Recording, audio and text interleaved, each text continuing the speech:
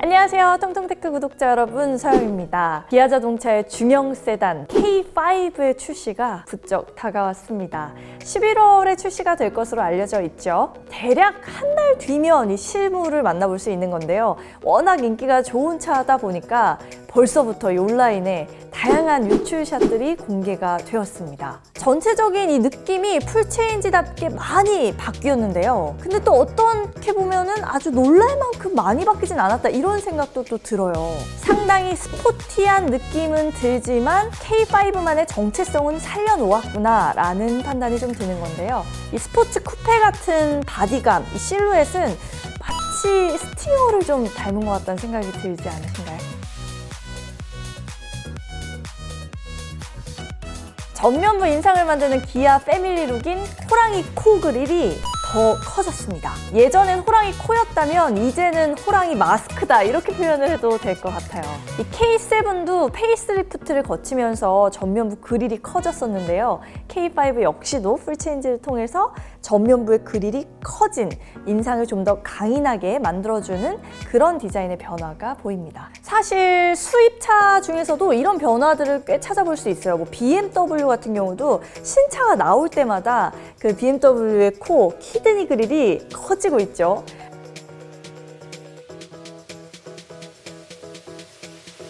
한간에서는 이게 정말 자동차 전면부를 다 이렇게 장악할 만큼 커지는 게 아니냐, 뭐 이런 이야기도 우스갯소리를 하긴 하는데, 요즘 신차들의 일종의 트렌드인 것 같아요. 이 전면부에 그릴을 확대하면서 인상을 좀 강하게 하는, 존재감을 뿜어내는 그런 느낌이 좀 많은 것 같습니다. 보닛은 이전보다 낮아져서 좀 안정감을 주는 느낌인데요. 헤드램프 부분이 독특해요. 아주 독특한 모양으로 들어가 있죠. 구형보다는 좀 더 스포티하고 또 화려한 느낌이 좀 살아난 것 같아요.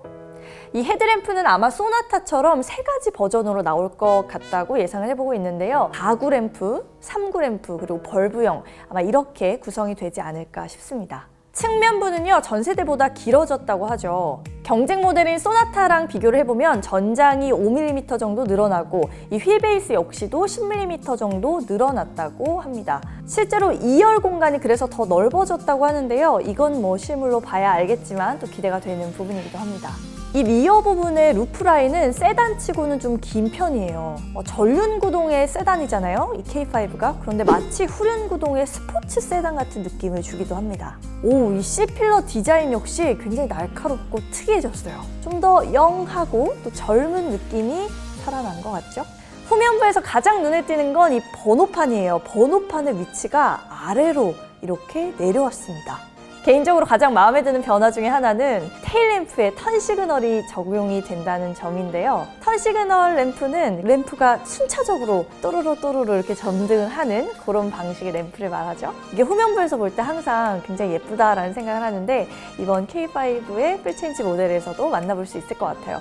물론 아마도 상위 옵션에 적용이 될 가능성이 크죠. 근데 이 턴 시그널 램프 같은 경우는 벌브 타입으로 적용이 된다고 해서 LED가 아닌 점은 조금 아쉽게 느껴졌어요. 머플러 같은 경우는 아마도 쿼드 머플러가 적용될 것으로 보이는데요. 아직까지는 유출샷에 근거한 추론이니만큼 실물은 조금 다를 수도 있겠습니다. 이 디테일에 신경을 많이 쓴 것 같은 모습도 눈에 띄었습니다. 지금 보시는 사진의 실내 시트 색상은 베이지 색상인데요. 이 시트 안쪽에 들어간 무늬들이 굉장히 대형 세단에서 만나볼 수 있을 것 같은 고급감이 좀 들죠. 시트 모양 자체도 버킷 시트 형태예요. 그래서 허리를 좀 이렇게 감싸주는 형태여서 앉았을 때 주행하기 굉장히 편하지 않을까, 착석감이 좋지 않을까, 그런 생각을 해보게 됩니다. 대시보드 쪽에는 10.25인치의 디스플레이가 적용되면서 또 큰 변화를 보이고 있고요. 이 기어봉도 눈에 띄죠. 버튼식이 아니라 전자식 변속 레버가 들어갔다는 점도 참고해 보시면 좋겠습니다.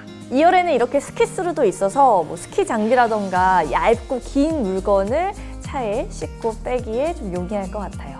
이 기아자동차 관계자분들은 이미 이 신차를 봤다고 하더라고요. 너무 부러워서 제가 실제로 보니까 어땠는지 한번 여쭤봤거든요. 뭔가 이렇게 딱 보자마자 확 바뀌었다라는 생각은 드는데, 또 여전히 K5의 인상은 가지고 있다라는 식으로 또 표현은 해주시더라고요. 이전보다 좀 전체적으로 대담하고 화려해졌다, 이렇게 좀 보셔도 될 것 같아요. 소나타가 변화였다면 K5는 진화다. 소나타 기억나시죠? 신형 소나타 올해 3월에 출시가 됐을 때 정말 많은 변화를 갖고 나왔기 때문에 놀랐었어요. 완전히 차체 실루엣 자체도 새로웠죠. 실제로 소나타는 변화를 택할 수밖에 없는 환경이었죠. YF 때까지는 그래도 꽤 호평을 받았다가 LF 때 이제 소나타 디자인이 바뀌면서 전체적으로 너무 무난해지고 중후해진 감 때문에 소나타의 타겟층이 젊은 층인데도 불구하고 이 타겟 구매층 자체가 연령대가 좀 늘어났다고 하죠. 그런 의미에서 완전한 변화를 꾀해야 됐기 때문에 소나타는 아예 A부터 Z까지 쫙 변화를 시켰다라고 보면 되고, K5는 사실 그렇게 많은 변화를 할 필요가 없는 차량이기도 합니다. 왜냐하면 1세대부터 인기가 많았기 때문이죠. 디자인 기아라는 별명을 얻었을 정도로 K5 디자인은 나온 처음 그 순간부터 좀 호평을 많이 받은 차량이기도 하고요. 실제로 중고 시장에서도 굉장히 사랑을 받는 차종이죠.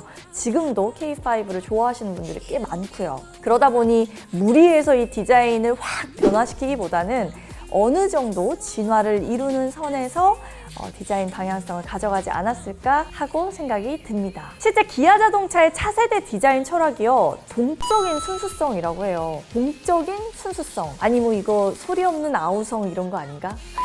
아마도 이 순수성이라는 건 기아의 정체성, 기아만의 개성일 것 같고요. 동적인이라는 표현에서는 이 차체를 좀 더 스포티하고 영하게 이렇게 만들어 가려는 그런 또 기조라는 생각이 듭니다. 엔진은 이 신형 소나타와 동일한 3세대 플랫폼이 적용이 됩니다. 무게중심을 아래로 낮추면서도 무게는 또 줄여서 경쾌한 주행을 가능하게 하는 플랫폼이라고 알려져 있죠.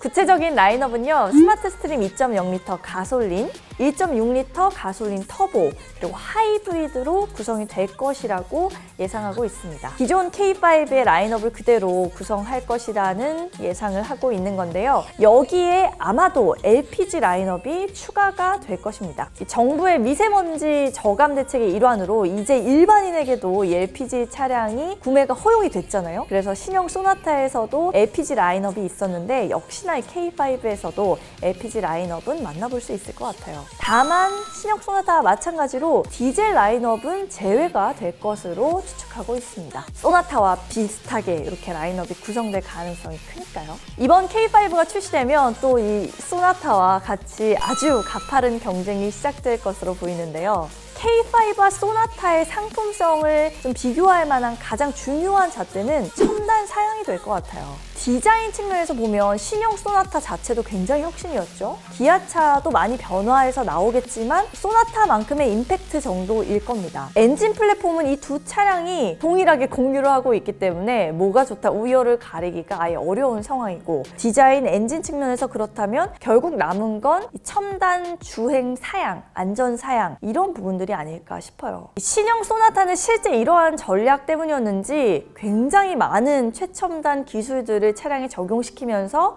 많은 이들의 주목을 끌었습니다. 스마트폰으로 문을 열고 시동을 거는 것도 모자라서 막 주차까지 하는 그런 신기술도 눈에 띄었었고요. 거기다가 이 빌트인 캠이 순정으로 또 들어가서 또 한 번 소비자들을 놀라게 한 부분이 있었죠.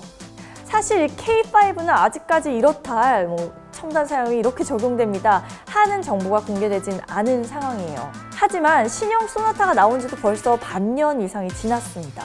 반년이나 뒤늦게 풀체인지로 출시를 하는 경쟁 모델인 K5, 신형 소나타를 의식해서라도 훨씬 더 이런 상품성 부분에 있어서 안전 사양과 최첨단 기술들을 적어도 뒤떨어지지는 않게 적용을 했을 거라고 저는 예상을 해보고 있어요.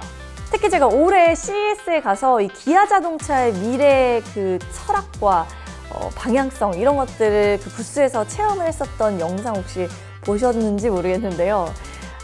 기아 자동차가 추구하는 방향은 이제 자동차가 단순히 어떤 기계가 아니라 운전자와 교감하는 삶의 공간이다라고 판단을 해서 뭐 바닷소리 같은 그런 운전자의 감성을 좀 편안하게 해주는 그런 액티브 사운드를 제공한다거나 아니면 아주 디테일하게 다양한 색상의 앰비언트 라이트를 제공한다거나 좀 감성적인 섬세한 터치들을 실내 공간에서 많이 확인할 수 있도록 해놓지 않았을까 또 생각을 해봅니다. 풀체인지 K5 과연 어떻게 나올 것인가 점점 기대가 커지는데요. 가격은 소나타보다 출시가가 높게 나올 것이다 라고 예측을 해보고 있습니다. 신형 소나타 출시가가요 2,346만 원이었어요.